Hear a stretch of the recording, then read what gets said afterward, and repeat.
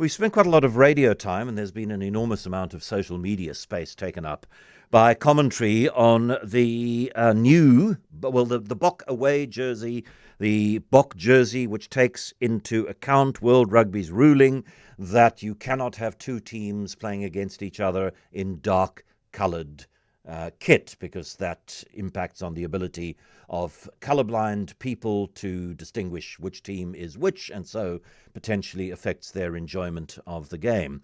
I'm somebody who goes, I quite like this teal or jade or whatever it is. I have no issues with the jersey per se.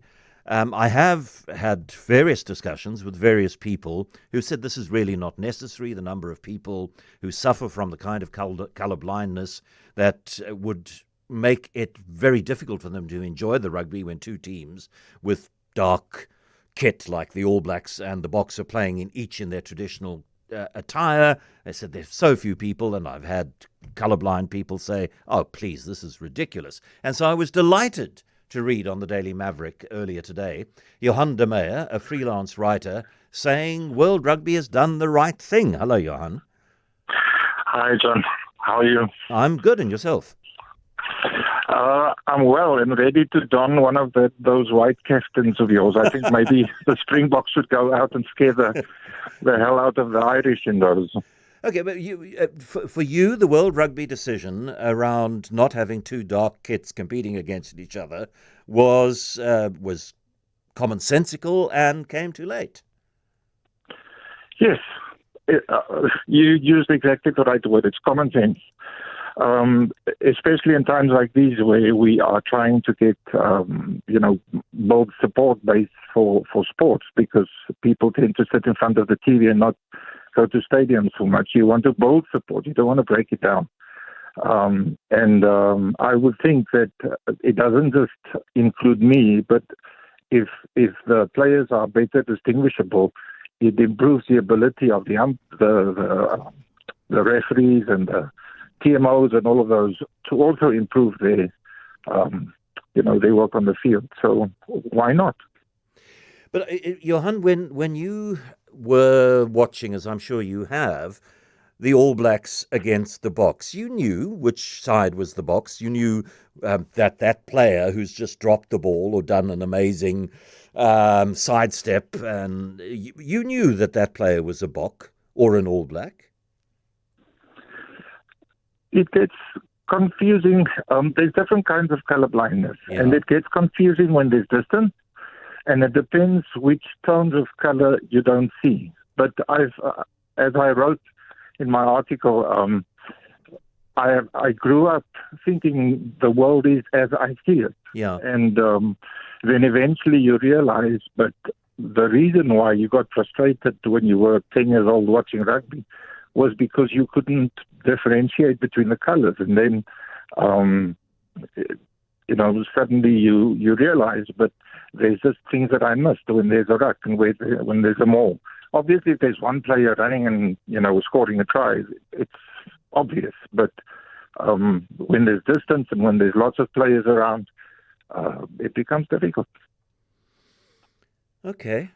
Look, if somebody watches a lot of rugby, then you recognise that that's Sam Whitelock, and Sam Whitelock plays for the All Blacks. But I suppose if you're more of a casual watcher of it and you don't recognise the individual players, then it might be a little more difficult. And that's my point. My brothers are all rugby fanatics. For me, it's something social that I do with my sons and with my family. So my son is a fanatic, so he can tell me this one is that and all of that. But that's where your broad support base is. We're not all fanatics, but we all support our national team. And when we do, we want to do so in a way that makes it as easy as possible to follow the game and not constantly have to ask for advice or, who was that, what ruling was that, etc. So I suppose what we do is we ask the people who are different in some way, we ask them to adjust to the norm. And sometimes it's relatively easy, like people who can't distinguish a red traffic light from a green traffic light. You're taught from early on that one colour is at the top, another colour is in the middle, and then the third colour is at the bottom, and you adjust to that.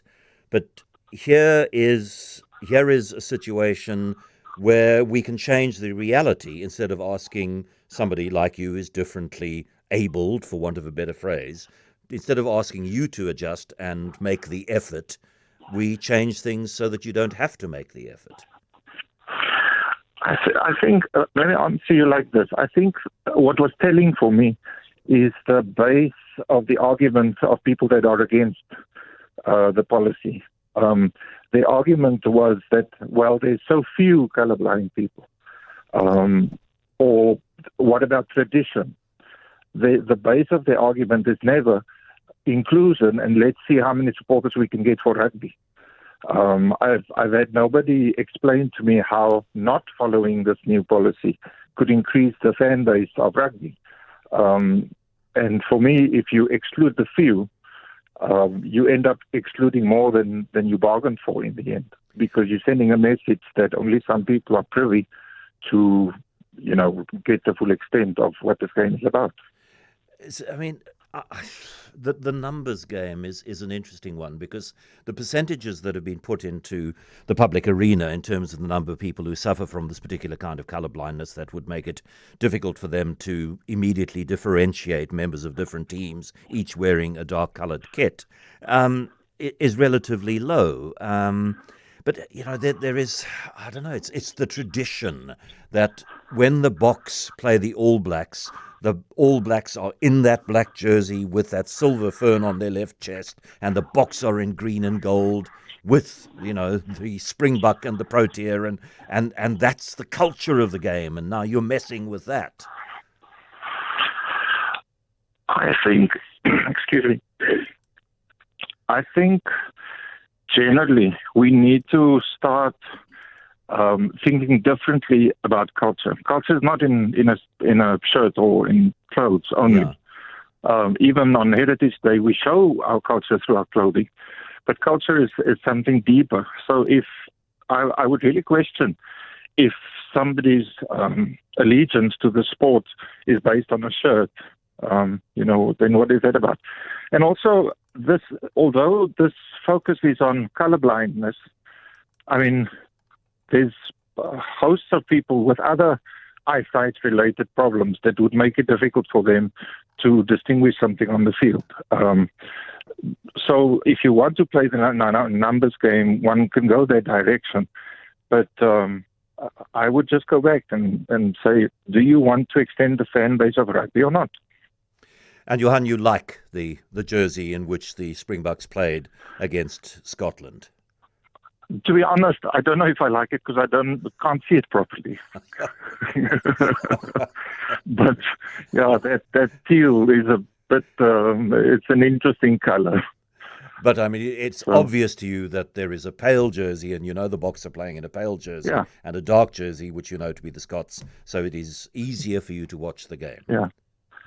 Yeah, and what I said earlier, we mustn't fixate on the numbers of just colorblind people, and it's so few people. It's about accessibility. It's about extending the fan base, and if it takes a shirt change to do that, then I'm all for it. Johan, really appreciate your finding time to talk to us this afternoon. He puts his argument forward in a very convincing op-ed piece on the Daily Maverick website. Johan de Meyer is a freelance writer.